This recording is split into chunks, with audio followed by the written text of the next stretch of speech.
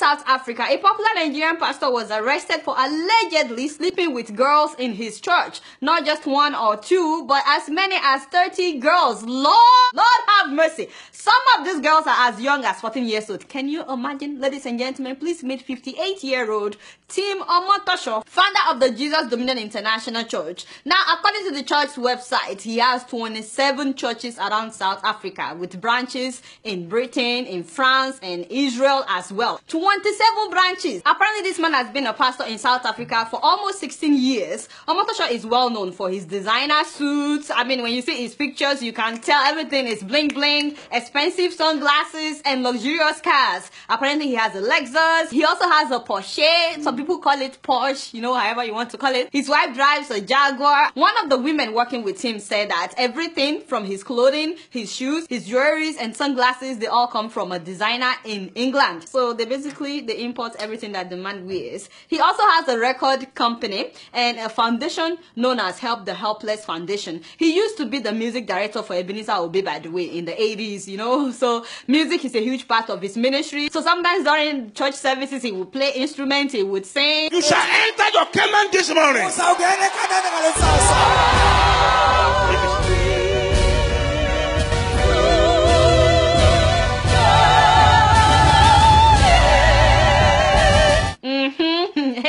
Yeah, man. Apparently, the man of God has at least 3 residences in the affluent part of Durban. One of his homes is valued at 2 million rand. He also allegedly has female recruiters who look out for beautiful young girls that live with their single mom, because apparently the man is intimidated by girls who have fathers in their lives. So he targets girls who have single parents, and it has to be a single mom. So these recruiters will tell these girls that if they come to live with the pastor, that he will sponsor their education and give them a better life, that there are so many girls that are living with him that he basically adopts them and he's taking care of them. So a lot of girls are attracted to this, but upon arrival to the house where he keeps them, they will see other girls, they would relax, and then one night the man of God will invite the new girl into his room to come and massage his leg, and then from there he will tell them to perform oral sex on him, and if they refuse, he would say it is God's will for them to do it. And you know, some people just cannot say no when they hear a man of God say it is God's will. And then if they are reluctant to sleep with him, he tells them that God wants them to sleep with him so that they can be closer to God, because he is very close to God. Can you imagine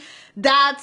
God is so patient. There are so many people that are messed up, and then they proclaim themselves as men of God. In fact, one of the victims said that when she complained that what if she gets pregnant, the man of God laid hands on her stomach and prayed that God would prevent her from getting pregnant. I mean, the stuff that I heard when I was watching the video of the victims, it's mind-boggling. My spiritual belief, it went down the drain. Since the day I left there, I've never set foot in any church. When I think of going to a church,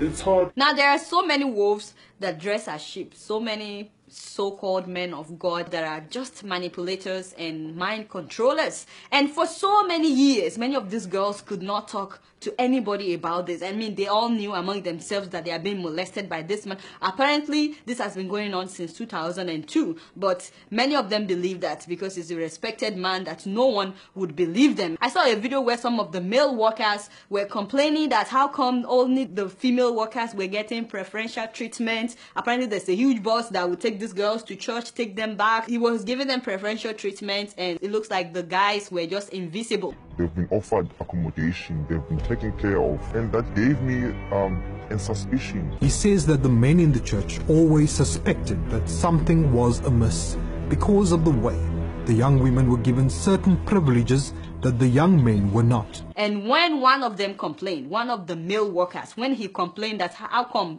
Papa, you are only focusing on the female workers, this male church worker said that the man of God literally manhandled him. He started punching me. He manhandled me to a point where if it was my mate, if it was someone I know, I would fight back for myself. Now, some of these girls said that the man of God will convince them to drop out of school. He will say that they are not destined for school, but that God has the plan for them to open a business and become rich like that. So they will drop out of school. It's like he tries to isolate them. Now, when the story broke out, they tried to arrest this man during Easter celebration, but he apparently knew about it, and so he escaped. And I'm like, why would the man of God be running? Why would he be hiding during Easter if he's innocent, you know? Guess where they finally arrested him? At the Port Elizabeth airport. And you will not believe this, but he was hiding in the female restroom. I was like, now, if the man of God is innocent, why was he hiding in women's toilet? Seriously? If really he's innocent, why was he running for days? Because it took them days before they were finally able to arrest him. And of course, they found him in another town. He flew from Durban to Port Elizabeth. That was when they caught him. And you know, they were talking with him on the phone that he needs to come in for interrogation. And you know, on that day, they knew that he was going to Port Elizabeth, and then he called and told them that his flight was delayed so that they won't come to look for him when he's supposed to be there. He wanted them to come maybe some hours later when he would have left, but those ones did not believe him when he said his flight was delayed. So the security officers, they came there at the time that his flight was scheduled to arrive. And sure enough, the flight was not delayed. That's another thing. The man of God lied. He lied to the security operatives that his flight was delayed. And then when they came, they found him in a restroom. He allegedly told the police his flight was delayed. We had to take initiative as the Hawks to go to the airport ourselves, only to find out that the flight was on scheduled time. He sought refuge at the toilet. That's where we got the toilet and took him from the toilet. Pastor, are the allegations true? Are the allegations true?